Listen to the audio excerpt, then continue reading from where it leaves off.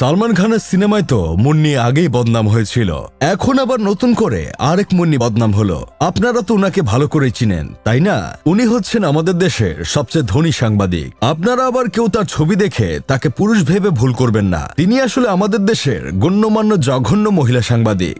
সাংবাদিকতা করেও যে কোটি কোটি টাকার মালিক হওয়া যায়, সেটা আসলে তাকে না দেখলে কখনো বুঝতে পারতাম না। আসলে এদেশে ভালো চাটতে জানলে টাকা পয়সার অভাব হয় না, সেটা আবার প্রমাণ করলো আমাদের দেশের গণ্যমান্য জঘন্য সাংবাদিক মুন্নি সাহা। সাংবাদিকতা করে যত টাকা বেতন পেয়েছেন, তার বাহিরে তার ব্যাংক অ্যাকাউন্টে জমা হয়েছিল 134 কোটি টাকা। হাসু আপা দেশে থাকা অবস্থায় তার কাজ ছিল অন্য দলের নেতা নেত্রীদের ডেকে এনে উত্তেজিত ও বেফাস প্রশ্ন করা। তবে হাসু আপা দেশ থেকে পালানোর পর তিনি একটু বিপদে পড়ে গেছিলেন, কারণ বেশি চাটাচাটি করলে এক পক্ষের কাছে প্রিয় হওয়া গেলেও দেশবাসীর কাছে প্রিয় হওয়া যায় না। তাই তো রাজধানীর কারণ বাজারে শনিবার রাতে সাংবাদিক মুন্নি সাহাকে কিছু লোক ঘেরাও করে, দালালের বিচার চাওয়া শুরু করে। সেই খবর পেয়ে পুলিশ তাকে উদ্ধার করে তেজগাঁও থানায় নিয়ে যায়। পরে তাকে ঢাকা মহানগর গোয়েন্দা পুলিশের কার্যালয়ে নেওয়া হয়। তবে ভয়ে প্যানিক অ্যাটাকে অসুস্থ থাকায় জামিনের শর্তে তাকে পরিবারের জিম্মায় হস্তান্তর করা হয়েছে। তবে আপা দেশে থাকতে এতটা ভয় কখনো পেতেন না। তিনি বুক ফুলিয়ে একদম সংবাদ মাধ্যম কাঁপিয়ে বেড়াতেন।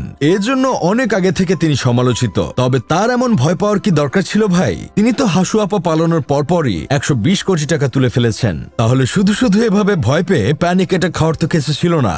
এসব দেখে আমার বন্ধু কেরামত বলতেছে, এত টাকা থাকার পরেও একজন মানুষ কারণ বাজারে সবজি কিনতে যায় একটু টাকা বাঁচানোর জন্য। এগুলো দেখলেই আসলে আমি মোটিভেশন পাই, বড়লোক হওয়ার আস্থা পাই। এদিকে আমি ইঞ্জিনিয়ারিং তো শেষ করেছি আগেই, কিন্তু কোনো ভালো চাকরি তো পাই নাই। এজন্য তো আপনাদের জন্য ভিডিও বানানো শুরু করছি। কয়েকদিন আগে একজনের কাছে শেয়ার করছিলাম, ব্যবসা করতে চাই, কিছু আইডিয়া দিস। আর এখন সে আমাকে মুন্নি সাহার নিউজের লিঙ্ক দিয়ে বলতেছে, ব্যবসার কথা মাথা থেকে ফেলে দে, সাংবাদিকতা শুরু করে দে। এই দেশের সাংবাদিকতার মূল্য অনেক বেশি। যদিও মুন্নি সাহা তার ফেসবুক অ্যাকাউন্টে পোস্ট করে এসব টাকা তার না বলে অস্বীকার করেছেন। বলেছেন কবির হোসেন তাপস একজন ব্যবসায়ী, তার ব্যবসার পার্টনারশিপেও তিনি নাই, শুধুমাত্র অ্যাকাউন্টের নমিনি তার নামে দেওয়া হয়েছে। এই টাকার লেনদেনের সাথে তার কোনো সম্পর্ক নেই। মানুষকে বোকা চৌধুরী বানানোর অনেক পদ্ধতি আছে, সব পদ্ধতি হয়তো মুন্নি আপা আগে থেকেই জানতেন। অনেকেই জানে আমাদের দেশের সবচেয়ে ধনী সাংবাদিক আপা অবিবাহিত, কিন্তু তিনি যে 8 বছর আগে বিয়ে করেছেন সেটা কেউ জানেই না। 2016 সালের এক ইন্টারভিউতে তিনি বলেছিলেন, সাংবাদিকতা করতে গিয়ে তিনি বিয়ে করার সময় পাননি, বাসা থেকে চাপ থাকলেও তিনি বিয়ে করেননি। তবে তিনি প্রেমের কথা জিজ্ঞেস করলে বলেছিলেন কবির হোসেন তাপসের কথা বলেছিলেন, তারা নাকি কাজের চাপে বিয়ে করার সময় পান নাই, অথচ তারা বিয়ে করেছেন এখনো অনেকে জানেন না। ভাইরে, যিনি সাংবাদিক পেশাকে এত ভালোবাসতেন, যার জন্য বিয়ে ও সন্তান নেওয়ার সময় পান নাই, আজকে সেই পেশার জন্যই এমন হেনস্থার শিকার হচ্ছে।